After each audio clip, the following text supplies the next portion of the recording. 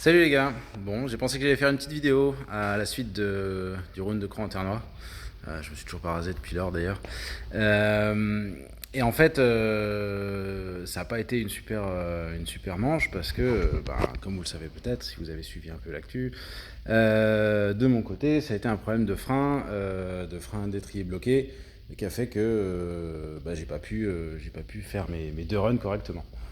Voilà, on est rentré de Croix, donc les roues sont toujours voilà, grippées. Donc il va falloir s'occuper de ça, c'est en cours puisque voilà, j'ai reçu une petite commande qui va bien, du Wilwood, du GK-Tech, voilà un frein à main complet, tout en Wilwood, tout neuf. Depuis le mètre cylindre avant jusqu'aux étriers, les platines et compagnie, enfin voilà, tout. Donc ça m'arrivera pas deux fois. Les autres problèmes que j'ai eu à Corentin, c'était un problème de débitmètre. Alors j'ai un débitmètre qui est soufflé pour ceux qui s'y connaissent. Donc c'est-à-dire qu'il est dans la tubulure de Sural, c'est-à-dire qu'il est dans le tube qui arrive à l'intercouleur.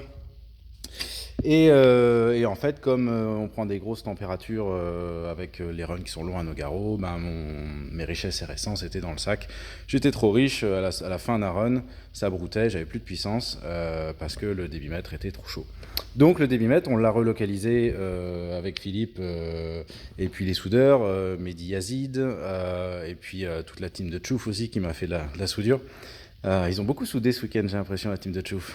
Et voilà, donc du coup on l'a relocalisé sur la partie froide et puis ça marchait très bien. Sauf qu'il restait un dernier problème parce qu'on ne peut pas avoir eu 3 ou 4 ans de fiabilité sans quelques petits soucis qui s'enchaînent avec un gros turbo de surcroît. Du coup je consommais de l'eau et en fait j'ai investigué, j'ai démonté le moteur, voilà évidemment vous l'avez vu, j'ai démonté le moteur et voilà pourquoi je consommais de l'eau. Hop, donc voici mon bloc moteur, mon petit SR1. Voilà pourquoi je consommais de l'eau, parce que j'avais un joint de culasse ici et peut-être même ici aussi. Donc cylindre 1 et cylindre 4. Donc en fait cette consommation d'eau a priori elle est issue d'une panne que j'avais eu courant 2018 avec un thermostat, un calorstat qui s'était bouché et donc j'avais tourné un peu chaud et ça avait dégueulé la flotte aussi. Et j'ai enlevé le thermostat, sauf que depuis lors j'avais toujours une petite consommation d'eau, donc je pense que ça c'est issu du calorstat qui a foiré. Donc du coup je ne remettrai plus de calorstat puisque ça fonctionne relativement bien comme ça.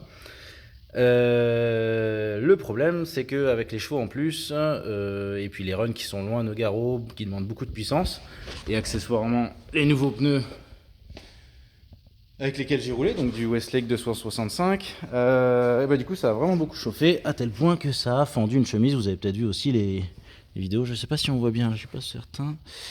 Tac. Si on met comme ça, à mon avis, on voit beaucoup mieux. À mon avis. C'est pas sûr.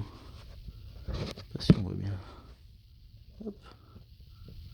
Bon bref, le cylindre il est fendu, vous avez sûrement vu la photo. Voilà, donc ça part chez Jérôme L'Enfant, British Racing, ça part très bientôt. Donc opération nouvelle chemise avec des chemises Darton, avec des nouveaux pistons puisque à les âges 88 au lieu de 86 d'origine. Voilà, et puis on pourra faire leur montage, hein, la culasse n'a pas bougé, hein, le SR20 il est là, d'un bout à l'autre, dans une étagère créée pour l'occasion. Et voilà. Et puis pour occuper le temps libre que je n'ai pas, parce qu'on n'est jamais trop prudent aussi.